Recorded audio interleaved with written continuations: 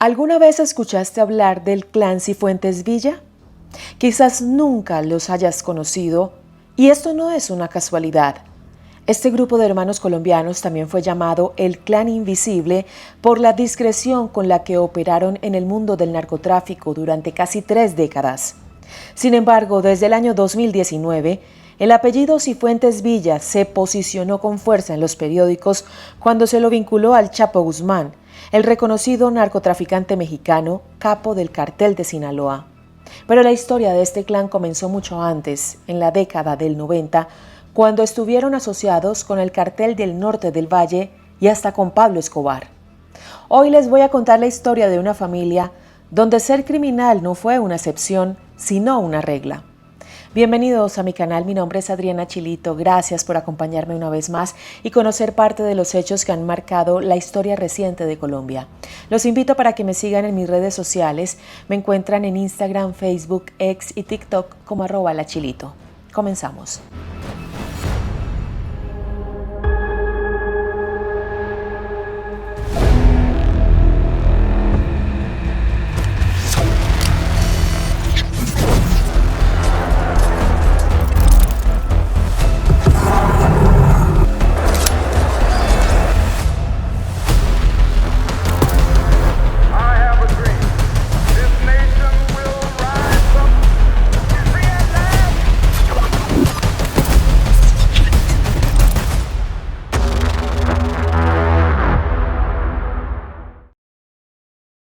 Seis hermanos, un destino.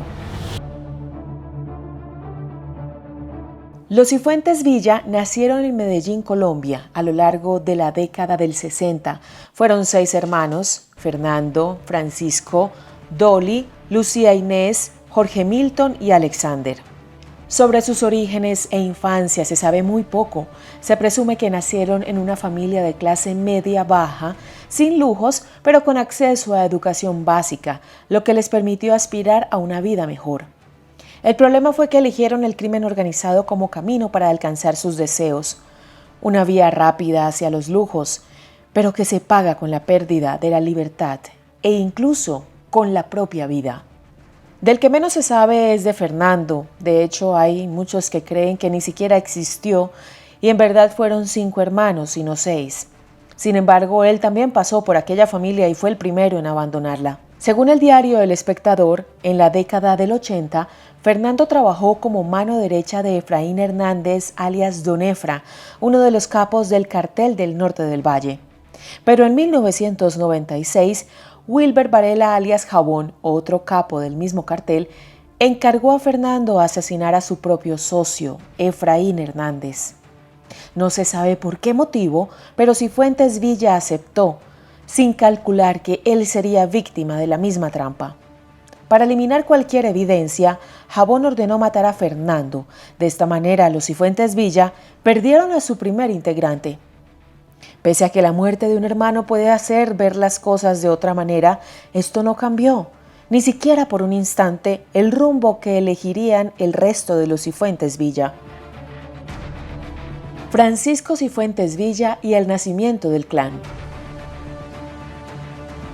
Francisco Iván Cifuentes Villa era el hermano mayor del clan y, a diferencia de Fernando, que formó parte de las filas del Cartel del Norte del Valle, en la década del 80 trabajó para el Cartel de Medellín.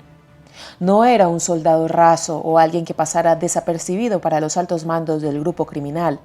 También conocido como Pacho, era uno de los mejores pilotos de Pablo Escobar, que no tardó en convertirse en su hombre de confianza con tan solo 23 años. Sin embargo, su mejor época comenzaría con la muerte del capo del Cartel de Medellín en 1993. Aprovechando el vacío de poder, Francisco consolidó su propia estructura para el tráfico de cocaína y lavado de dinero. Fue tan eficaz para construir su negocio que para finales de los años 90 llegó a liderar una de las principales organizaciones de tráfico de drogas de Colombia. Amplió sus operaciones utilizando sus aviones y conexiones de cuando había sido piloto del Cartel de Medellín y llegó a establecer relaciones con el Cartel de Sinaloa en México. Pese a que era la mente maestra de una importante red de narcotráfico, la imagen que manejaba Pacho Cifuentes en Colombia era de empresario y ganadero. pero sabía que no podía hacerlo solo. Fue entonces cuando nació el clan Cifuentes Villa. Él y el resto de los hermanos, Jorge Milton, Dolly, Lucía Inés y Alexander, comenzaron a tener su propio rol dentro del negocio familiar. Colaboraban en operaciones de trasiego, negociaciones con otras organizaciones y lavado de dinero. Si bien durante casi una década los Cifuentes Villa pudieron escabullirse de la vista de las autoridades, a principios de los 2000 las cosas comenzaron a cambiar. En 2004, la Administración de Control de Drogas de Estados Unidos, DEA, encontró pruebas que vinculaban a Francisco Cifuentes con el Cártel de Sinaloa. Para ese entonces, las autoridades de Guatemala aseguraron un avión con 2 toneladas de cocaína en su interior. Al año siguiente, la policía colombiana incautó otra aeronave también cargada con droga. ¿Pero qué tenía que ver esto con Cifuentes? Ambos aviones habían sido comprados desde México a través de una casa de cambio llamada Puebla y transferidos a nombre de una empresa fachada del clan Cifuentes Villa. En 2006, un DC-9 con casi 6 toneladas de cocaína fue interceptado en México y al rastrear el origen del avión, las autoridades encontraron lo mismo. La aeronave había sido adquirida con dinero enviado desde una casa de cambio mexicana a un banco en Miami, el Wachovia Bank. Y fue en este momento cuando se pudo comprobar la asociación entre el clan y el Cártel de Sinaloa. Esta ruta financiera no era exclusiva de los Cifuentes. El cartel mexicano también la utilizaba para mover dinero, lavar activos y adquirir aeronaves. En investigaciones posteriores, la DEA y la Procuraduría General de la República de México descubrieron que Francisco Cifuentes y Joaquín El Chapo Guzmán habían usado las mismas casas de cambio y las mismas cuentas bancarias para comprar al menos 13 aviones en Estados Unidos. No se trataba de una coincidencia. Efectivamente operaban de forma conjunta. Pero Pacho Cifuentes Villa no solo tenía que preocuparse por la DEA, porque hasta sus propios colegas lo tenían entre ceja y ceja. Luego de la muerte de Pablo Escobar, no solo Francisco Cifuentes expandió su imperio. En paralelo, Diego Fernando Murillo, alias Don Berna, también tomó protagonismo en el territorio tras convertirse en el líder de la Oficina de Envigado, otro grupo criminal. Si bien a ambos les iba bien en los negocios, lo cierto es que para Don Berna las cosas comenzaban a complicarse gracias al proceso de paz que estaba implementando el gobierno del entonces presidente Álvaro Uribe. En este contexto, Don Berna le pidió a Francisco Cifuentes el control de una pista clandestina en Cupica, Chocó, desde la cual se exportaban toneladas de cocaína hacia México, pero Pacho se negó. Ante esta negativa, Don Berna no dudó en dejar claro quién mandaba en Colombia y envió a sus hombres a eliminar a Francisco. En abril de 2007, Pacho fue asesinado en su finca Villa Aurora, cerca de Caucasia, en el departamento de Antioquia, en un claro mensaje de la Oficina de Envigado para marcar territorio y controlar las rutas del narcotráfico. El asesinato de Francisco marcó un antes y un después en la historia de este clan familiar.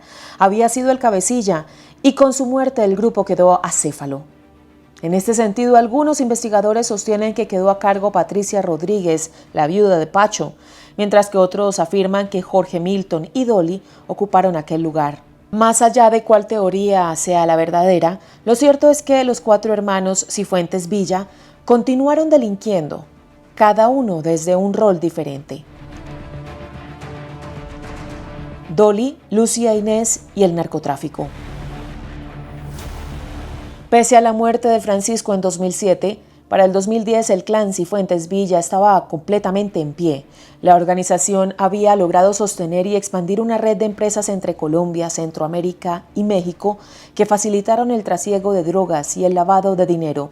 Para ese entonces tenían al menos 106 empresas avaluadas en $200 millones y en diferentes ramas que iban desde la construcción, la ganadería y la agricultura, incluso la minería y el rubro hotelero. Pero en 2011 la buena racha empezaría a desmoronarse. En agosto, Dolly Cifuentes, también conocida como La Melo, fue detenida por la Policía Nacional de Colombia en una zona lujosa de Bogotá, la capital. Lo más llamativo de todo esto es que no era su propio país el que la buscaba, sino que el gobierno de Estados Unidos exigía su extradición. El Departamento del Tesoro de Estados Unidos la había incluido a ella y a sus hermanos en su lista de organizaciones criminales, marcándolos como objetivo prioritario y poniendo en jaque sus operaciones internacionales.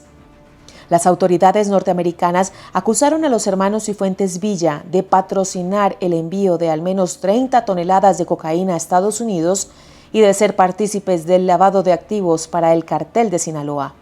Un mes después, fue capturada su hija, Ana María Uribe Cifuentes, por los mismos cargos que su madre: narcotráfico, lavado de dinero y el pedido de extradición. Pero el escándalo no se debía únicamente a la gravedad de las acusaciones, sino también a su impacto en el ámbito político. Ana María era fruto del amor entre Dolly y Jaime Alberto Uribe Vélez, un hombre que para aquel entonces había fallecido, pero era el hermano menor del expresidente de Colombia, Álvaro Uribe Vélez. Pero lo llamativo no era solo que Dolly hubiera mantenido una relación amorosa y hubiera tenido 2 hijos con el hermano del expresidente Álvaro Uribe Vélez. Además de Ana María, también había tenido un hijo llamado Daniel Alberto, sino que aquella era una familia paralela. De hecho, hasta el mismísimo Álvaro Uribe reconoció que Jaime había tenido una relación extramarital y 2 hijos con Dolly Cifuentes, aunque negó cualquier vínculo con ella y con sus sobrinos. Calificó la relación de su difunto hermano como parte de su vida privada y aclaró que por lo tanto le era ajena. En los meses que siguieron, las autoridades colombianas se incautaron de 116 propiedades de presuntos socios del Chapo Guzmán y entre ellas se encontraban inmuebles de la familia Cifuentes. En total se confiscaron 31 empresas, 71 inmuebles y 14 vehículos que estaban a nombre de Dolly. En julio de 2012, en un fuerte dispositivo de seguridad, Dolly Cifuentes Villa fue trasladada de la cárcel El Buen Pastor de Bogotá al aeropuerto militar Catam y fue enviada a Estados Unidos, donde tendría que responder por sus presuntos delitos. Si bien en un inicio se declaró inocente, en 2013 aceptó los cargos por narcotráfico. Esta decisión de retractarse no fue algo sorpresivo. Es un modus operandi usual entre los narcotraficantes extraditados a Estados Unidos. Por lo general, se declaran culpables y se ofrecen a proporcionar información de sus socios criminales para así obtener ofertas de sentencias laxas y acuerdos fiscales más convenientes. Pero por aquellos años no solo Dolly quedó atrapada en los brazos de la ley, también caería su hermana Lucía Inés. Al igual que Dolly, Lucía estaba en la lista de prioridades del Departamento del Tesoro de Estados Unidos desde 2011. Pero a pesar de esto, fue juzgada en un tribunal de Colombia. En marzo de 2014, la mujer fue arrestada por cargos de tráfico de drogas y para septiembre la condenaron a 11 años y 6 meses de prisión, después de aceptar los cargos por narcotráfico en el tribunal colombiano. Según la Fiscalía General de la Nación, ella formaba parte de una red criminal que exportaba cocaína desde Colombia, Ecuador y México a Estados Unidos, y al igual que sus hermanos, había tenido vínculos con el cartel de Sinaloa. Esto fue un hito importante en la historia del país, no solo por la desarticulación del clan Cifuentes Villa, sino también porque las autoridades habían podido comprobar que el cartel de Sinaloa operaba y delinquía efectivamente en territorio colombiano. Ya sea por la muerte o por la ley, para ese entonces 4 de los 6 hermanos del clan habían caído. Pero ¿qué pasaba con Jorge Milton y Alexander? Jorge Milton y Alexander, los últimos eslabones. Algunas versiones sostienen que después de la muerte de Pacho, Jorge Milton comenzó a dirigir los negocios familiares, mientras que Alexander se concentró principalmente en las operaciones con el cartel de Sinaloa. Pero ni Jorge ni Alexander, al igual que Dolly y Lucía Inés, estuvieron exentos de quedar bajo la mira de las autoridades estadounidenses. A partir del 2010, Jorge Milton, también conocido como Jota, empezó a moverse constantemente entre México, Ecuador, Panamá y Venezuela para evitar ser localizado, ya que pesaba sobre él una circular roja de Interpol. Según medios como El Informante, durante aquellos años, Jota se instaló en Venezuela y organizó el aparato mafioso del narcotraficante venezolano Daniel Barrera, alias el Loco Barrera. Otros medios, como El Tiempo, sostienen que no tenía residencia fija allí, sino que utilizaba propiedades de paso y contactos en la frontera para esconderse y coordinar cargamentos.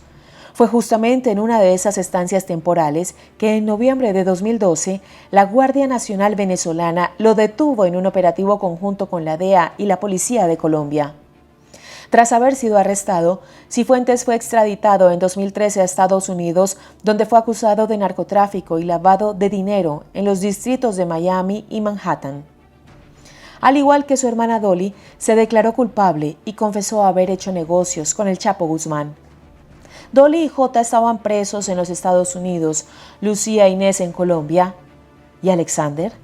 Como mencioné anteriormente, él se dedicó a sostener los negocios con el cartel de Sinaloa. Sin embargo, aquel vínculo no fue solo laboral, sino que el menor de los Cifuentes se volvió la mano derecha de Joaquín El Chapo Guzmán, así como su hermano Pacho lo había sido con Pablo Escobar. De esta manera no solo era parte del clan Cifuentes Villa, sino también uno de los líderes de la organización mexicana. Todo acabó en 2013, cuando fue arrestado en una finca en Culiacán, México. Luego, a pedido del expresidente Juan Manuel Santos, fue deportado a Colombia, quien posteriormente lo extraditó a Estados Unidos, donde se lo acusó de lavado de dinero y tráfico y venta de cocaína entre 2003 y 2014. Contra el Chapo Guzmán. Aunque todos los hermanos vivos del clan estaban tras las rejas, sus nombres continuaron apareciendo en las primeras planas, sobre todo después de la caída del Chapo Guzmán, el líder del cartel de Sinaloa. Tras haberse fugado de un penal de máxima seguridad en julio de 2015, el 8 de enero de 2016, el Chapo fue detenido por última vez y en 2017 fue extraditado a Estados Unidos.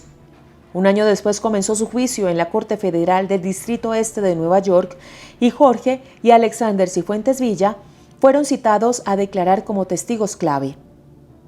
El primero en hablar fue Jorge Milton. Narró cómo la estructura del cartel de Sinaloa se fue expandiendo por varios países de Sudamérica, haciendo hincapié en la seguridad con que el Chapo y sus hombres trabajaban para mantener al resguardo su actividad criminal. Pero no fue solo eso lo que contó. También habló sobre cómo su propia familia llegó a asociarse con el cartel de Sinaloa. Según J, la relación entre ambos comenzó en 2003, cuando viajó a Culiacán con la propuesta de establecer un vínculo comercial. J le propuso exportar cocaína a México utilizando barcos pesqueros atuneros que tenía el líder del cartel de Sinaloa. Pero Guzmán redobló la apuesta y le ofreció algo más veloz y seguro: 5 aviones de fibra de carbón imposibles de detectar por radar y con capacidad para transportar hasta 400 kilos de cocaína. Además, durante su declaración, Cifuentes Villa contó algunas anécdotas de color, como cuando en aquel viaje le regaló un helicóptero al Chapo. Recordó que en ese primer encuentro aterrizó en una pista inclinada y en mal estado, lo que lo llevó a obsequiarle a Guzmán un helicóptero avaluado en $1 millón para que viajara más cómodo con su familia. Según él, Guzmán se puso tan contento que hasta le brillaron los ojitos. Respecto a Alex, quien también era un testigo clave, en un principio intentó negarse a declarar. Sin embargo, su hermano Jorge Milton lo convenció, advirtiéndole que si no aceptaba, él mismo sería el primero en testificar en su contra, lo que lo expondría directamente a enfrentar un juicio. Fue así que Alexander dejó atrás su vínculo cercano al Chapo Guzmán y contó todos los detalles de la vida íntima y de los negocios de su ex socio. Durante su testimonio, confesó que Guzmán lo nombraba como su brazo derecho y brazo izquierdo. Además, aportó revelaciones significativas. Explicó cómo el Chapo movía dinero desde Sudamérica hacia Estados Unidos y narró cómo vivió con el capo entre 2007 y 2013 en la Sierra de Sinaloa, describiendo su rol como coordinador de comunicaciones y operaciones del cartel en Nueva York y Canadá. Pero lo que más impactó fue cuando contó que años atrás Guzmán le había confesado que le había dado $100 millones al expresidente Enrique Peña Nieto para que financiara su campaña electoral en 2012. Aunque el expresidente no hizo declaraciones al respecto, el relato hizo eco en la población mexicana, ya que cargaban sobre él varios señalamientos por corrupción. Según el relato de los periodistas, poco antes de iniciar a testificar, Alex Cifuentes Villa tuvo un intercambio de miradas con el Chapo Guzmán, quien también se encontraba en el recinto. Más que un gesto de cortesía, parecía el reencuentro de dos viejos socios en circunstancias irreversibles, ya que no podían infundir miedo con sus delitos, sino que ambos estaban bajo la custodia del gobierno estadounidense. Conclusiones. Como les conté a lo largo de todo este video, el clan de los hermanos Cifuentes Villa delinquió en Colombia y en otros países latinoamericanos por más de 30 años. Sin embargo, al 2025, sus vidas parecieran estar muy lejos de la justicia. Dolly, quien había sido inicialmente extraditada a Estados Unidos, regresó a Colombia tras ser liberada en 2015. Esto despertó interrogantes sobre las condiciones en que había llegado a su trato judicial, ya que alcanzó una pena reducida y una salida relativamente rápida, lo que algunos medios calificaron como al menos circunstancias discutibles. Jorge Milton tampoco está cumpliendo condena en una prisión federal. Según el registro del Buró Federal de Prisiones de Estados Unidos, fue liberado el 12 de mayo de 2019 tras declarar contra el Chapo Guzmán. Por su parte, Alexander tampoco estaría cumpliendo alguna condena. Según noticias periodísticas, en 2023, el menor de los Cifuentes fue eliminado de la lista de la Oficina de Control de Activos Extranjeros y además su nombre no figura en el sistema penitenciario ni está bajo custodia, lo que sugiere que podría estar participando de algún programa de protección a testigos. Quizás la única que cumpla condena en la actualidad sea Lucía Inés. No hay novedades sobre su situación judicial. Sin embargo, en 2014 fue sentenciada a 11 años y 6 meses de prisión, por lo que a 2025 podría estar por terminar de cumplir su condena. A pesar de sus graves crímenes y de haber estado en el centro de una de las redes de narcotráfico más poderosas de Latinoamérica, prácticamente ninguno de los hermanos Cifuentes Villa cumple hoy una condena efectiva. Aunque algunos de sus testimonios fueron fundamentales para mantener al Chapo Guzmán tras las rejas, para muchos de ellos, la impunidad sigue siendo la verdadera norma.